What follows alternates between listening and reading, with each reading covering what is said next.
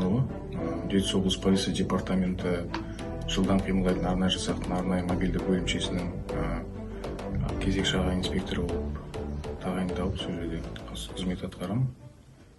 Негізі менің ата-анам полицияда қызмет атқарады.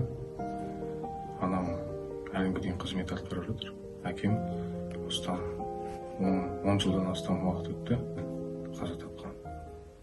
Әкем өте харизматичный дейді ғой, сондай кісі болатын. Әлі дейін бәрі еске алады. Жылы өте бауырмашыл, әрқашан қасыма өзімді алып жүрдім. Жүгіріп жүрміз, сосын бір күн айтып, ғалым дейді, сабақты оқуды бірге алып жүр дейді.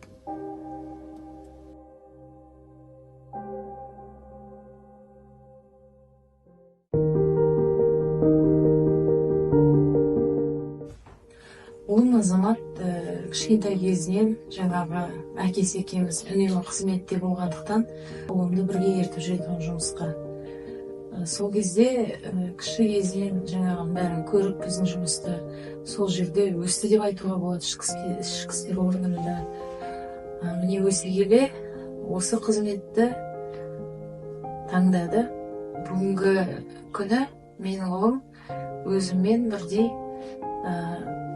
менің әріптесім деп айтуға болады. Жолдасым Ахметов Ержан Боранбайұлы 2013 жылы 12 маусымда қарулы қылмыскердің қолынан қаза тапты. Біздің отбасымыздың таңдаған мамандығы осы. Әкеге қарап, анаға қарап ұл есептері. Бүгінгі күні ұлым менімен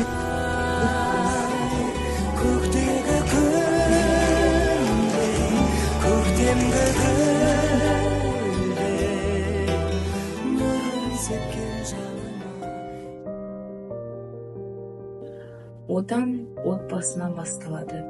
Біздің отбасымыздың таңдауы елімізге, халқымызға қызмет ету.